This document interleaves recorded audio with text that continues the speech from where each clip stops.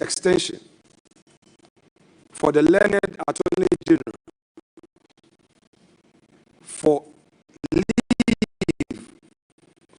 for extension of time was rather unacceptable after the long delay. Chairman, this has to be withdrawn. This has to be you.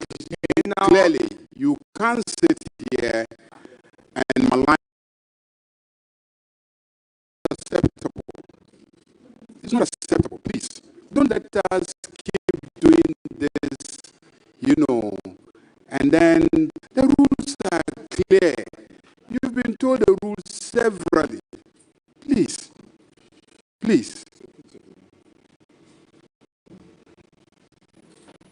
Chairman, I'm sorry. I think that Chairman, we have to help you. With respect, we have to help in this house. Leader, you have to catch the eye of the speaker. You have to respect the chair. This attitude of suddenly punching the microphone and speaking, you are our leader, but you are a member of parliament. You are subject to the same rules as apply to all of us. So, Mr. Chair, I think you should have a word with our leader. Thank you very much. Your concern, Honorable Minority Leader, be guided and candidly land safely. So I raise an objection to his reference to a judicial decision and the conduct of a judge. And the rules, the minority in the rules, because everybody knows that the rules are clear. You can't say that about a decision of a court. You can't say that. So he has to expunge that.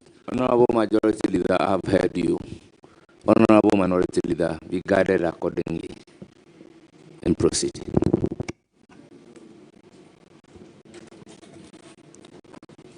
Chairman, with respect,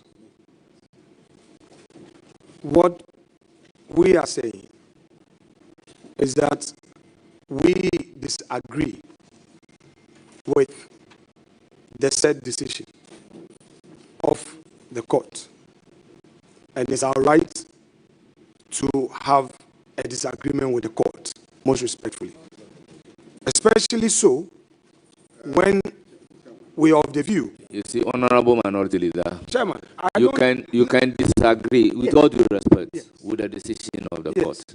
And when you disagree with the decision of the court, you know what to do. That's not a problem. But we are making a comment, Chairman. Chairman, I've held my calm throughout all of this. I gave you my word, proud to this verdict, and I've kept my word. Today in Ghana, a parliamentarian to express a view, you will be stopped by the majority leader. I am not attacking the court. I'm saying that the minority disagrees because we have the rules book, the CI 16. When you apply for extension of time, there's a time period. You can't go beyond 2 weeks. We have the provision, so we cannot disagree with the court. We cannot cite the court's own rulings and say, on this we disagree. What is happening here? Because somebody has supermajority? What is happening in Honorable this country? Minority Leader, I will not have a problem. I will not have a problem. I have not attacked any judge. This is by way of a question that will give an opportunity for a response. You are making a preliminary comment. Exactly, that's exactly what it so that's exactly what it is. The rules. I don't have a problem. Make your preliminary comment as such. Very well. Chairman, thank you. So we expect that steps be taken by the court to expeditiously hear the cases brought before it by the respected, learned Justice of the Supreme Court, who until removed was a Chief Justice, Her Ladyship Gertrude Araba Isaba Torkonoo. Expeditious hearing of this matter and a final determination of this matter will reassure the Ghanaian public that the rule of law works, that we respect the Constitution. Chairman, we submit further that all the delays in the filing of defense in the matter is a strategy to ensure that these cases languish undefended, creating space for this right confirmation to proceed unchallenged. Chairman. Why? To be off. Yes, Honorable Ayarga, let me hear you. Why? No, Chairman. now you can come. Chairman, I know now and then the minority leader will say that we are politicians and we should be allowed to do politics. Yes, we are. When we sit, the rules are very clear, Chairman.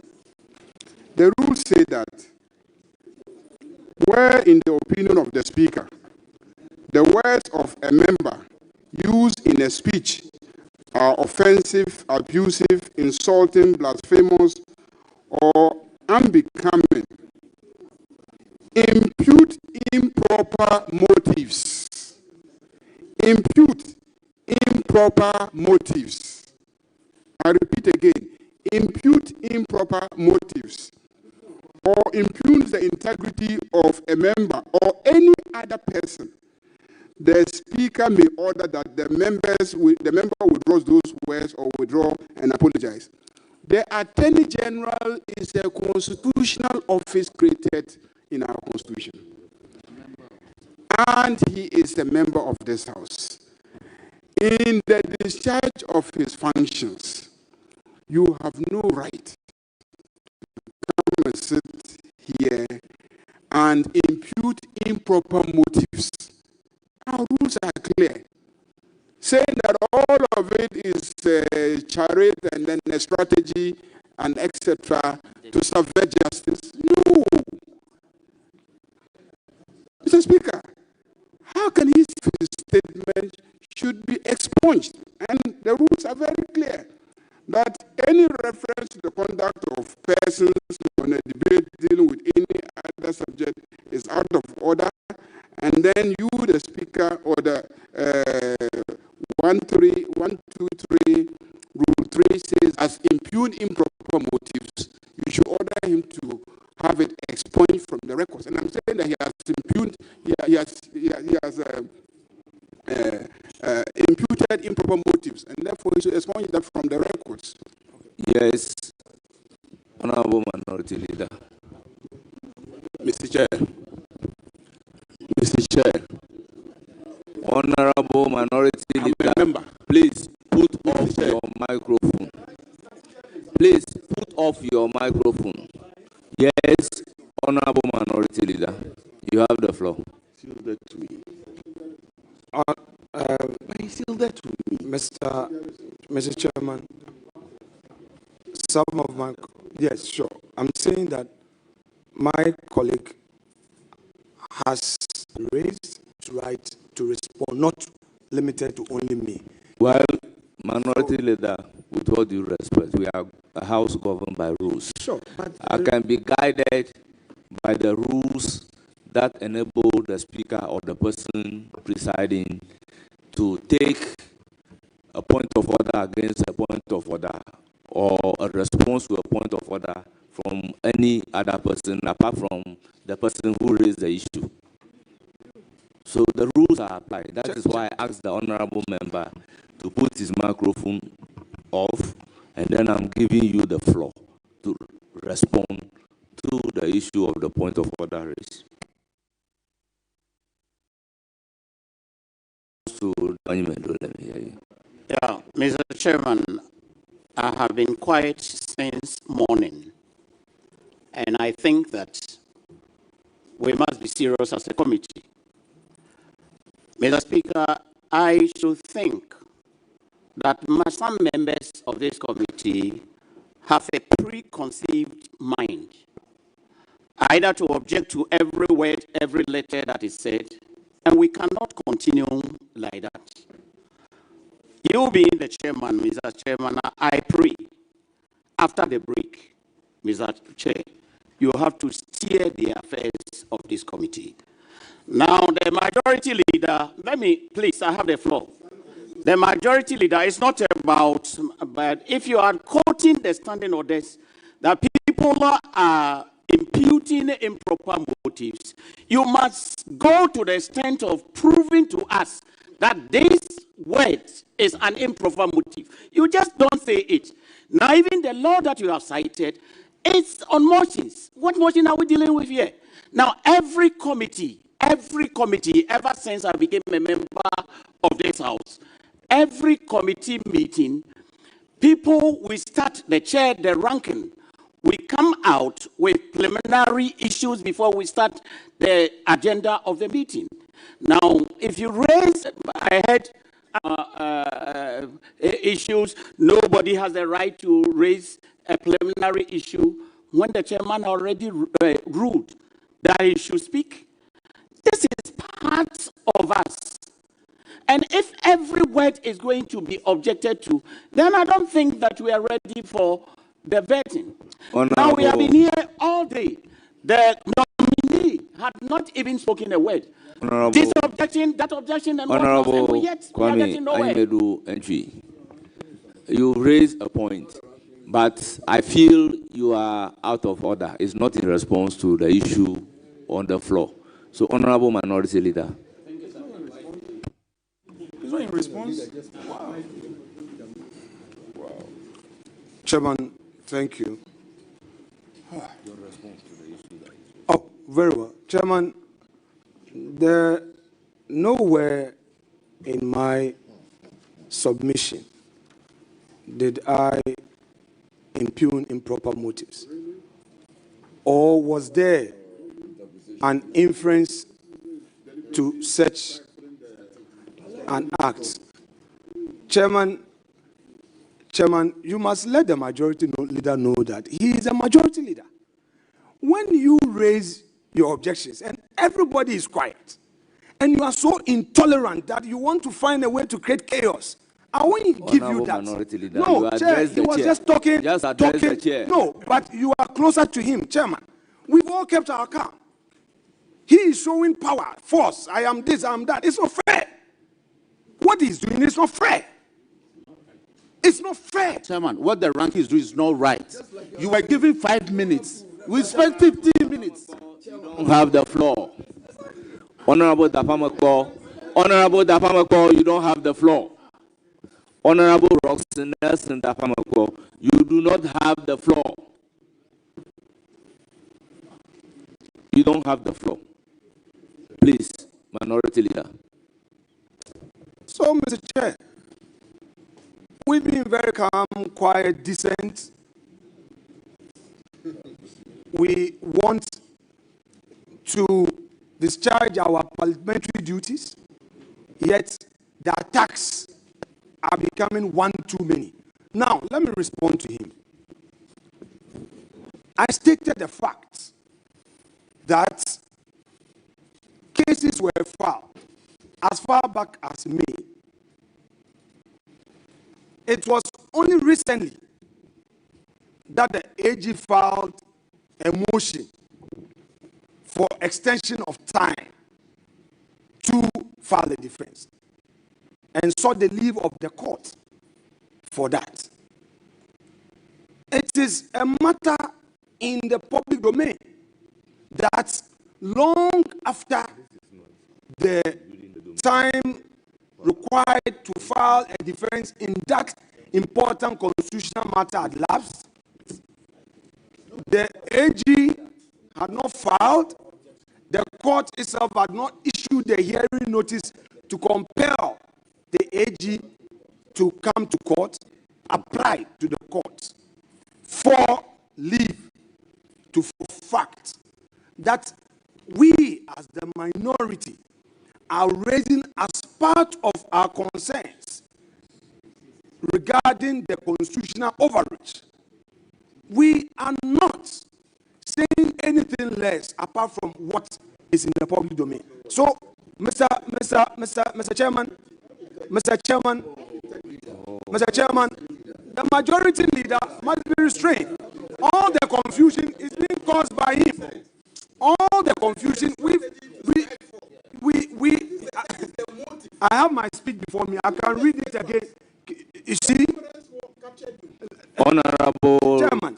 Leader. Chairman. With all due respect, can you conclude? If I will have to rule on the objection raised, this is what I would say. We have a constitutional mandate to vet the Chief Justice nominee. The issue before the courts, whether a defense has been filed, leave has been sought, delay in the domain of the courts. And this cannot be a subject matter of discussion at the vetting committee. Said about defense or relating to that is ordered to be expunged from the record. Minority Leader, please proceed. Chairman, with respect. Chairman, with respect.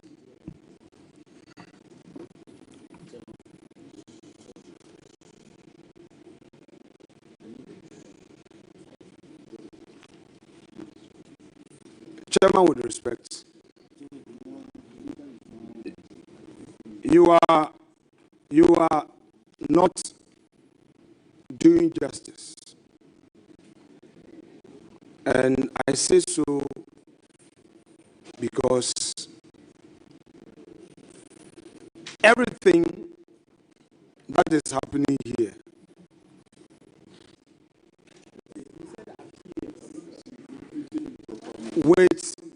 with a view.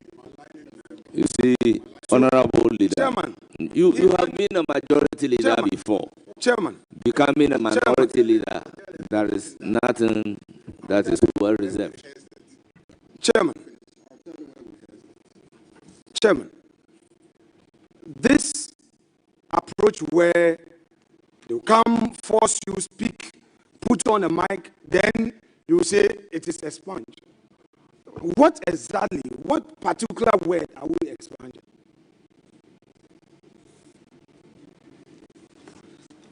I think you heard my ruling very well. All aware of what this whole thing is leading to. So no problem.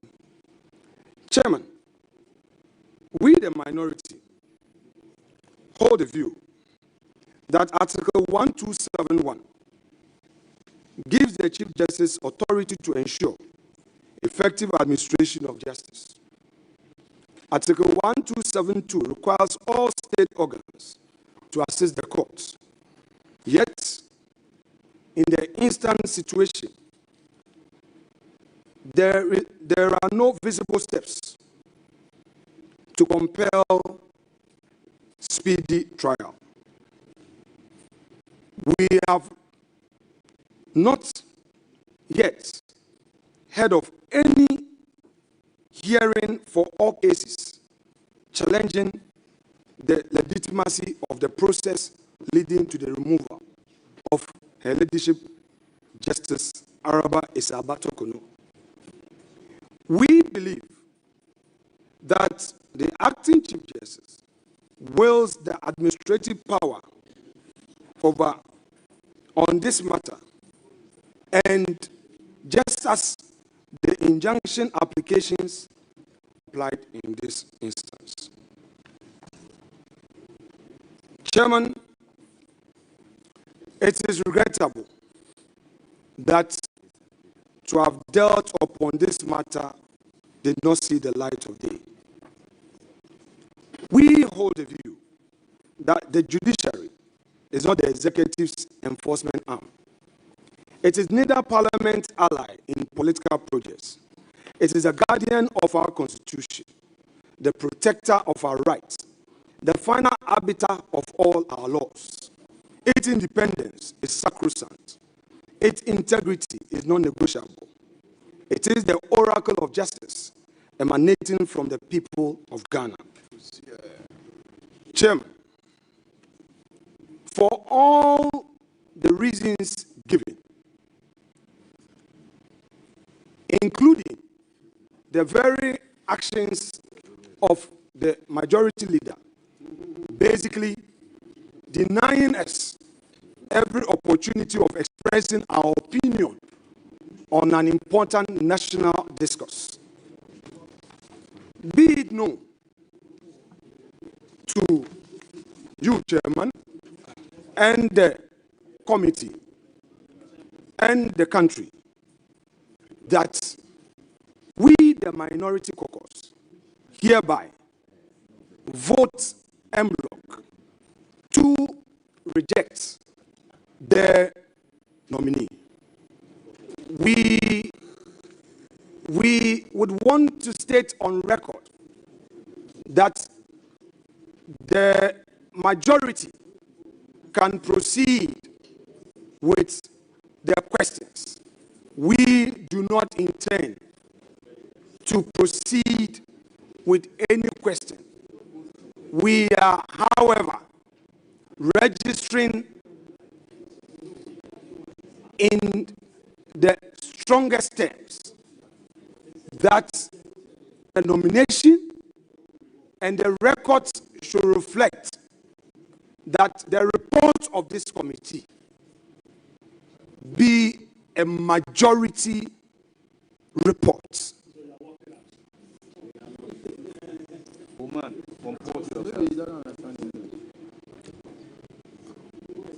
Honorable colleague, when we show you respect, reciprocate. So far, we have extended to you every courtesy. We've heard all those unpalatable. So please, for posterity's sake, listen to that a nominee before we vote against the nominee.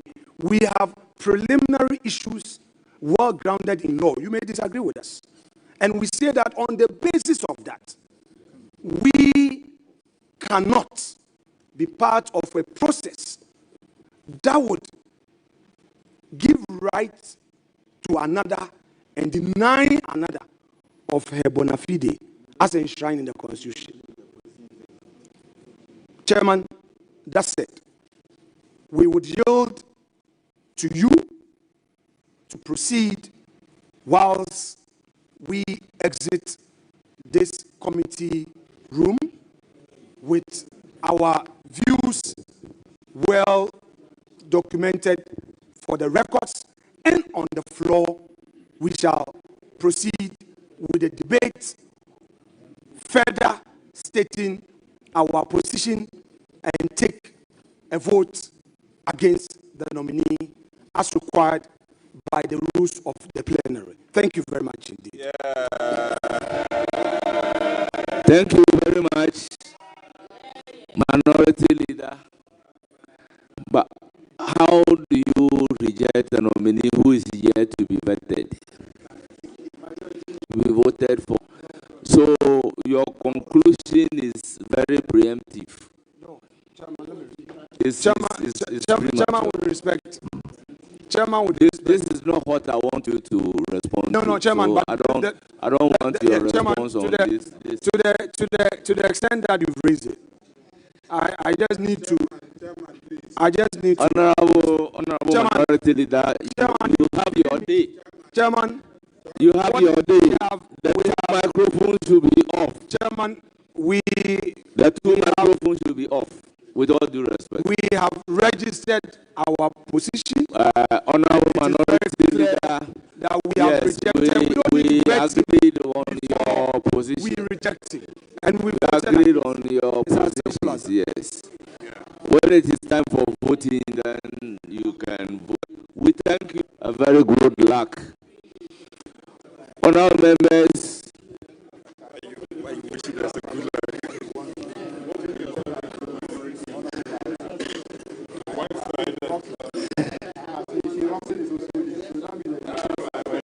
yes, yeah, okay.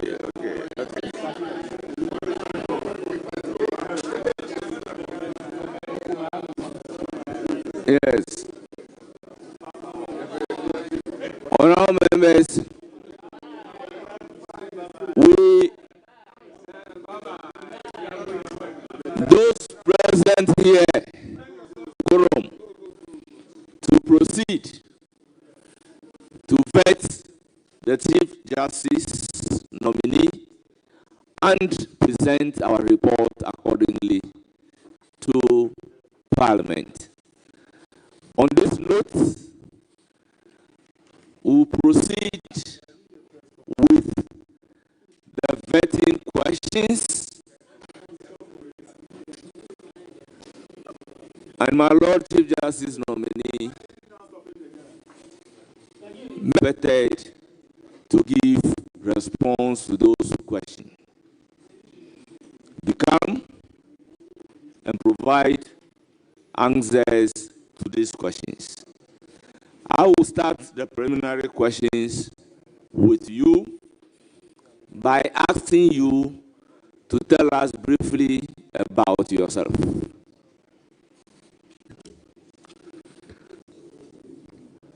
Please, before I answer the question, may I be expected to, may I be allowed to read a brief, make a brief.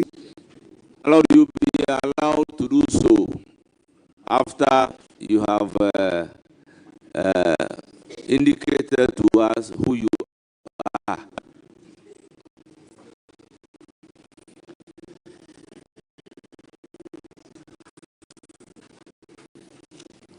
My name is, my name, I am a Justice of the Supreme Court.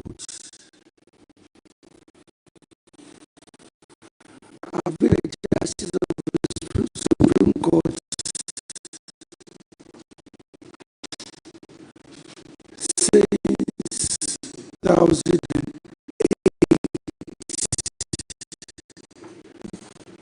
So 17 years plus I've been a Supreme Court judge. Before the 11th of June, for 2 years I was a Justice of the Court of Appeal. Before then I was 6 years as a High Court judge and 7 years as a Circuit Court judge. I was born on the 26th of December 1956. I read BA Law from 1976 to 1979. Entered the law school in 1979 and left in 1981.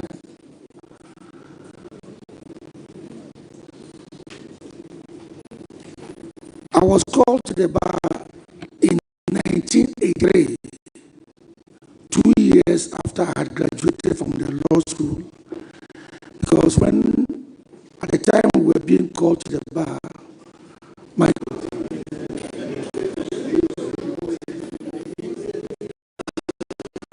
I taught for 2 years in Nigeria before coming down to Ghana, where I was called to the bar and I started practicing law as a practitioner for about 5 years in the chambers of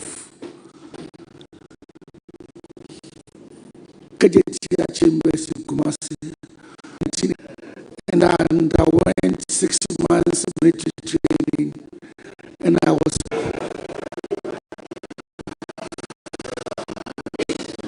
at the time I met my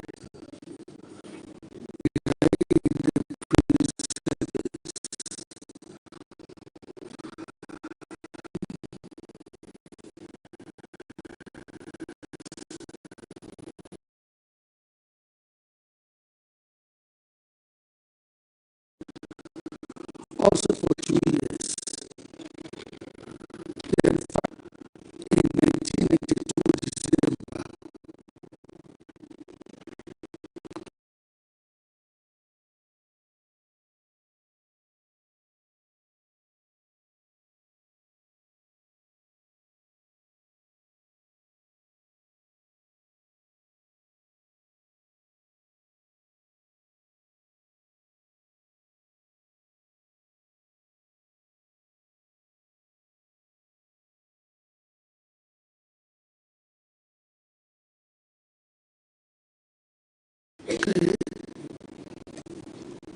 Honorable Chairman, it's a profound honor for me to appear before you today as nominee for Chief Justice.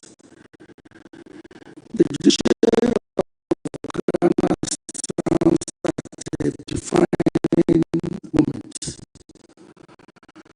As I appear before you today to be vetted by Parliament, I do so fully aware that this process is not marked by public skepticism, institutional fatigue, and a growing demand for justice that is not only delivered but deeply felt. As I step into this role, subject to your endorsement, the nation will look to me, but with your guidance and cooperation and that of all stakeholders, I pledge to restore confidence in our judiciary and leave it stronger than I found it. If I'm endorsed by you, I pledge to lead an era of greater transparency, not as a political actor, but as a guardian of rights, checks against abuses, and final arbiter in the rule of law. I propose to anchor our transformation